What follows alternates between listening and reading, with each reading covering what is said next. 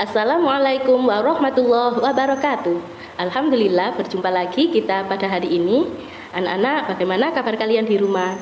Semoga kalian sehat-sehat selalu dan dalam lindungan Allah Subhanahu wa taala.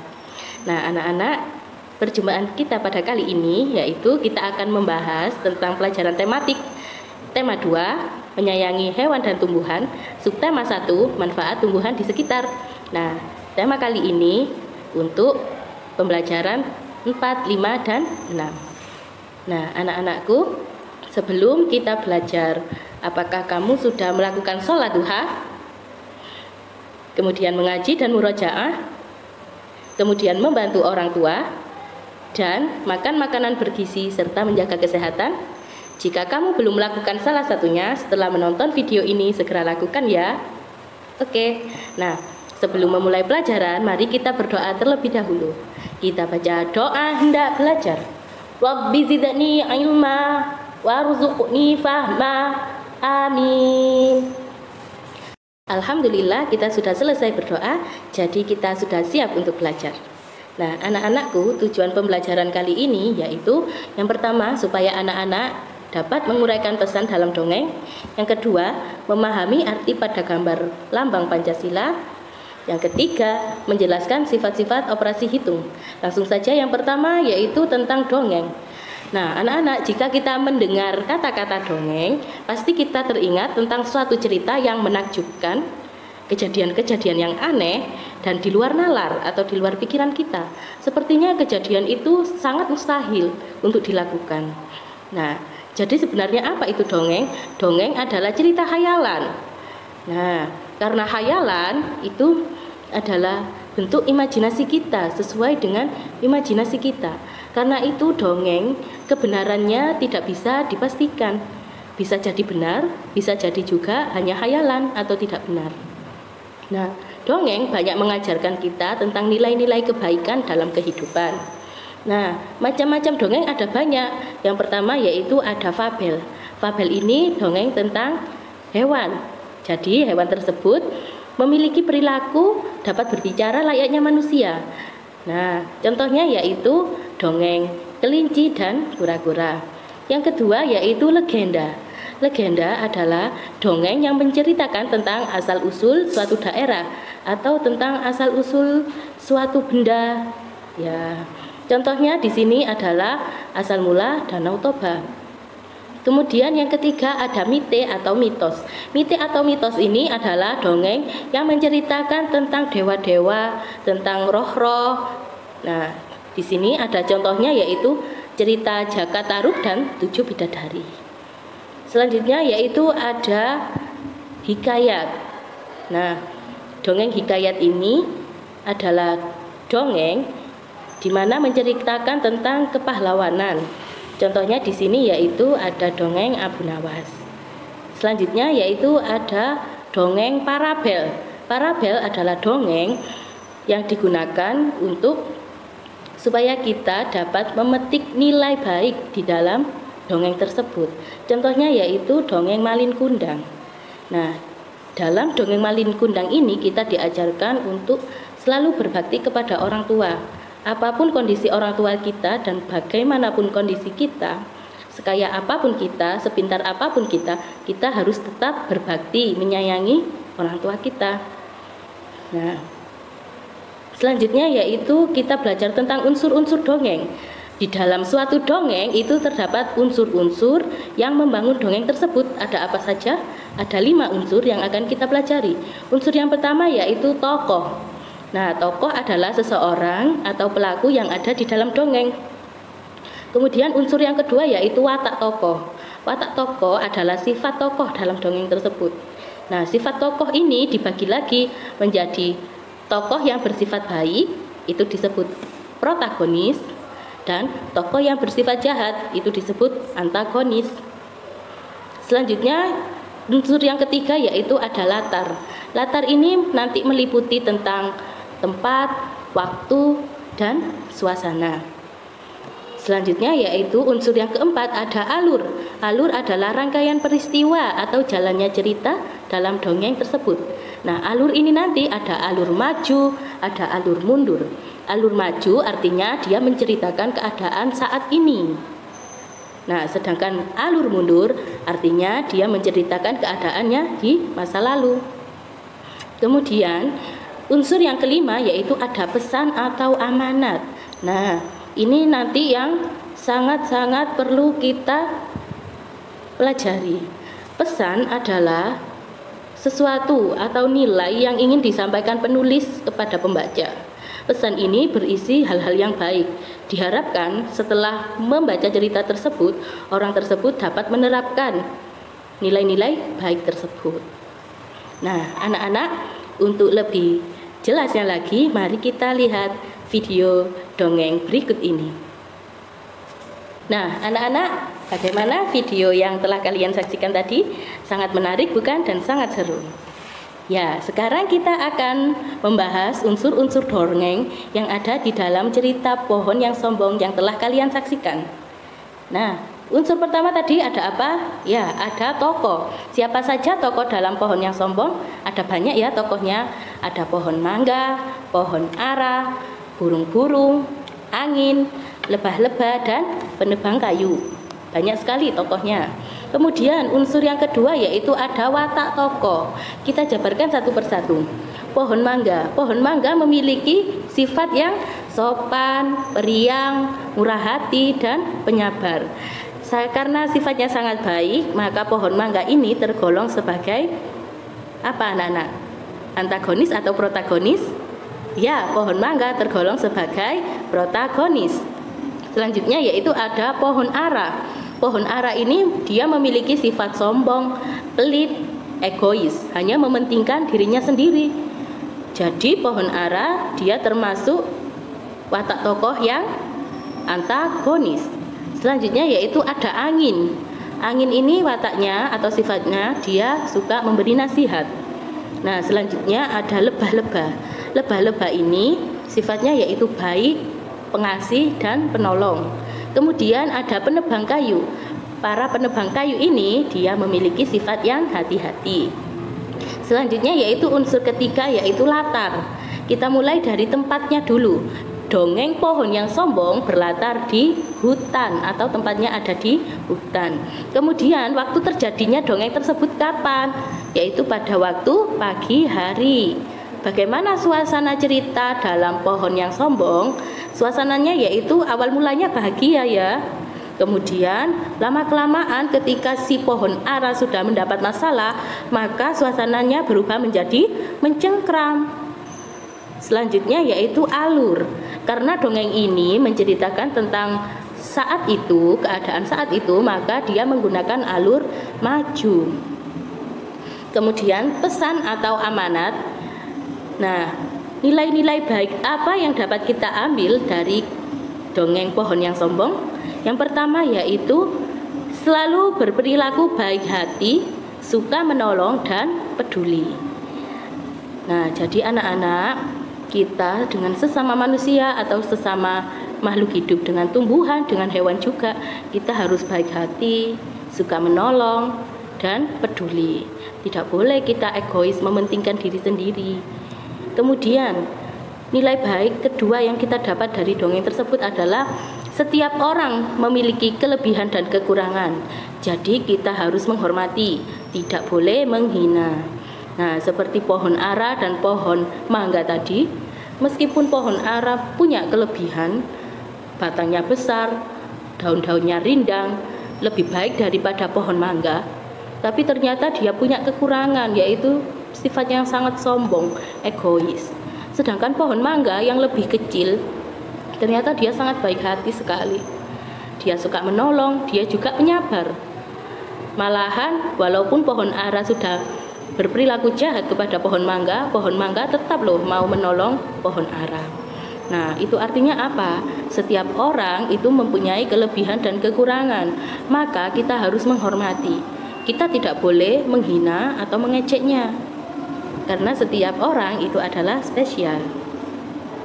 Nah, anak-anakku, Selanjutnya yaitu dari dongeng pohon yang sombong tadi, ternyata tumbuhan itu punya manfaat loh. Tumbuhan merupakan makhluk hidup. Tumbuhan mempunyai banyak sekali manfaat dalam kehidupan kita. Apa saja manfaatnya? Banyak sekali ya. Yang pertama yaitu sebagai sumber makanan. Tumbuhan adalah salah satunya makhluk hidup yang dapat membuat makanannya sendiri. Jadi karena dia dapat membuat makanannya sendiri, maka manusia dan hewan itu bergantung pada tumbuhan. Kemudian manfaat yang kedua yaitu meningkatkan kualitas kesehatan. Nah, tumbuhan ini menghasilkan oksigen. Oksigen kita gunakan untuk bernafas. Dengan adanya tumbuhan di sekitar kita, maka udara menjadi lebih bersih dan segar. Kemudian manfaat yang ketiga yaitu memperindah lingkungan. Tumbuhan yang terawat membuat suasana di sekitar rumah kita akan menjadi indah. Yang keempat yaitu memberikan suasana rindang. Tumbuhan yang telah tumbuh besar akan membuat lingkungan kita menjadi rindang dan sejuk, kita jadi terhindar dari panas matahari.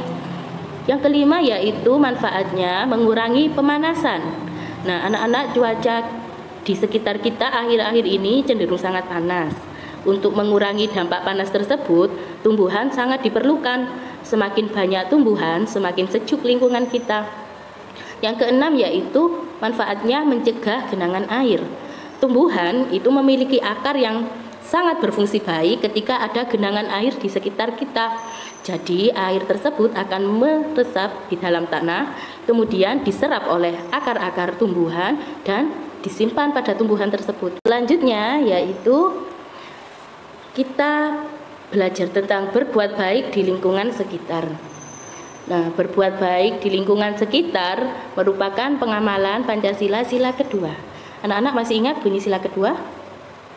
Ya, betul. Apa bunyinya? Kemanusiaan yang adil dan beradab. Karena manusia merupakan makhluk yang beradab atau makhluk yang berakhlak, bermoral, maka kita harus bisa berbuat baik. Contoh perilaku baik diantaranya adalah ada peduli, ramah, penolong, jujur, menghormati, menghargai, toleransi, dan sebagainya. Salah satu perilaku baik yaitu sikap peduli. Sikap peduli juga harus ditunjukkan kepada makhluk hidup lain, seperti tumbuhan. Banyaknya tumbuhan yang sehat dan segar menunjukkan bahwa orang-orang di sekitarnya peduli terhadap lingkungan. Sebaliknya, jika banyak tumbuhan yang layu dan mati menunjukkan bahwa orang-orang di sekitar tidak peduli terhadap lingkungan. Nah, ini tandanya tanaman sehat, artinya orang-orang di sekitarnya merawatnya, peduli terhadapnya. Sedangkan ini adalah contoh tanaman yang layu. Artinya apa? Artinya orang-orang di sekitarnya itu tidak merawat dia, jadi dia layu dan bisa mati. Nah, selanjutnya yaitu tentang mengamati perilaku dalam kehidupan sehari-hari. Nah, anak-anak masih ingatkah kamu dengan dongeng pohon yang sombong? Nah, pada dongeng pohon yang sombong ada banyak sekali tokoh dengan berbagai macam watak atau sifat. Sifatnya bermacam-macam ya. Ada pohon mangga yang sifatnya baik hati, peduli, dan murah hati. Ada juga pohon ara yang sifatnya sombong, pelit, dan egois. Sikap-sikap tersebut juga ada pada diri manusia. Setiap manusia belum tentu memiliki sifat yang sama dengan manusia yang lainnya. Artinya, ada yang cenderung bersifat baik, ada juga yang cenderung bersifat buruk. Nah, kalau ada baik dan buruk, maka kita harus mencontoh sifat yang baik dan membuang sifat yang buruk. Nah, nilai-nilai kasih sayang merupakan cerminan sila kedua. Nilai-nilai kasih sayang itu seperti baik hati, peduli, murah hati, penolong. Nah, sifat-sifat tersebut merupakan cerminan dari sila kedua. Hai anak-anak, berjumpa lagi dengan Budian. Kali ini kita akan tetap membahas tentang sifat pertukaran atau komutatif. Nah, apa itu sifat pertukaran? Sifat pertukaran adalah pertukaran posisi bilangan. Apabila kita tukar, nanti hasilnya akan tetap sama. Nah, kali ini kita akan belajar sifat komutatif pada soal cerita. Nah, coba anak-anak perhatikan. Contoh soalnya yaitu Pak Somad mempunyai ladang jagung. Setiap panen, Pak Somad memasukkan jagung-jagungnya di dalam karung. Karung A berisi 357 jagung, sedangkan karung B berisi 342 jagung. Berapa jumlah jagung yang dipanen oleh Pak Somad? Kita kerjakan dengan menggunakan sifat pertukaran. Nah, mari kita jawab bersama-sama. Yang pertama yaitu yang diketahui dari soal ini apa? Yaitu karung A berisi 357 jagung. Karung B berisi 342 jagung. Kemudian yang ditanya, apa yang ditanya dari soal ini? Yaitu jumlah jagung Pak Somad.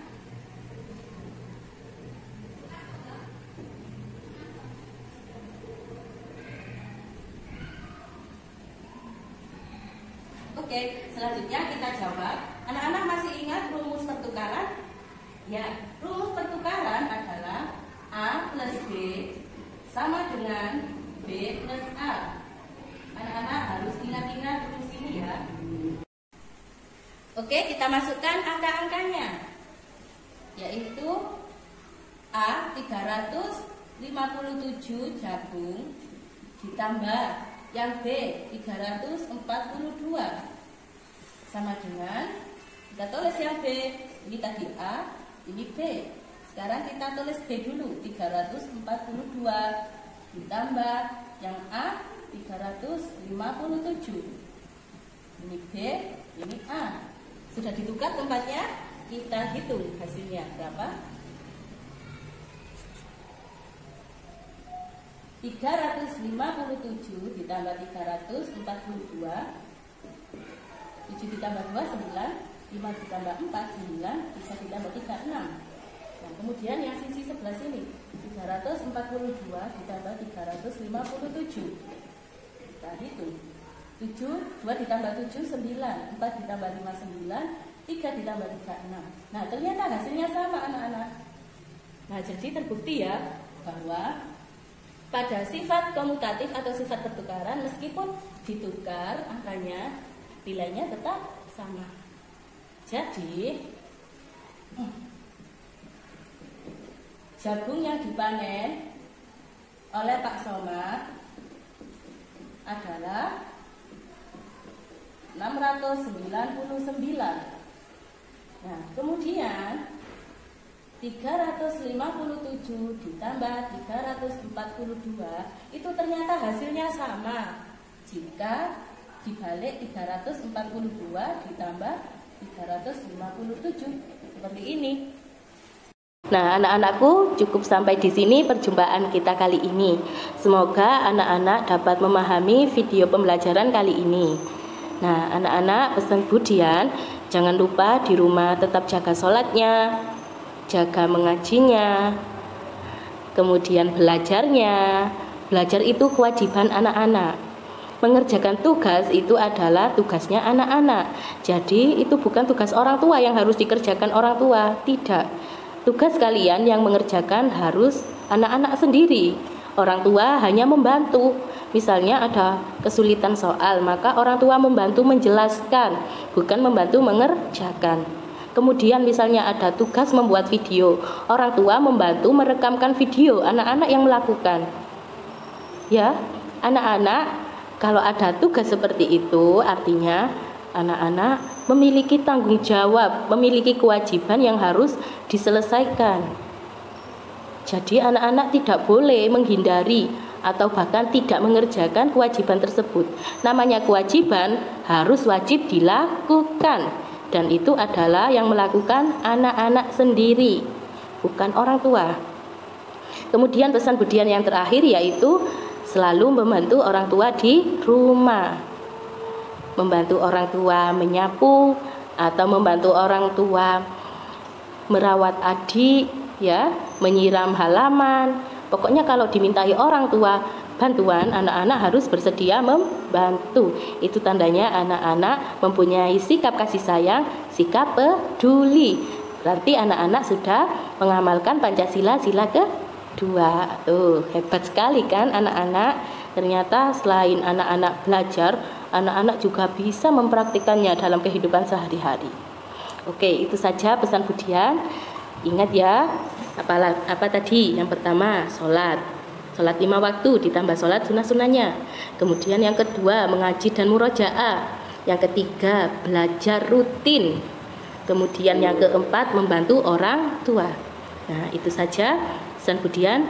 Semoga bermanfaat. Terima kasih atas perhatiannya. Akhir kata, Assalamualaikum warahmatullahi wabarakatuh. Sampai jumpa.